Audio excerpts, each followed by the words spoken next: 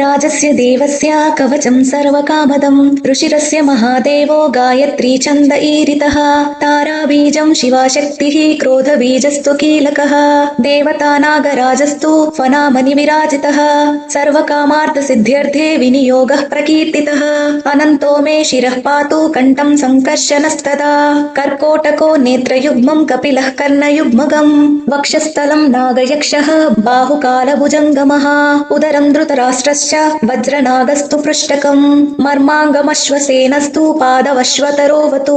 वासुकिः पातु मां प्राच्ये आग्नेयां तु धनुञ्जयः तक्षको दक्षिणे पातु नैऋत्यां शङ्खपालकः महापद्मः प्रतीच्यां तु वायुव्यां शङ्खनीलकः उत्तरे कम्बलः पातु ईशान्यं नागभैरवः ऊर्ध्वं चैरावतोधसात् नागवेतालनायकः सदा सर्वत्र मां पातु नागलोकाधिनायकः।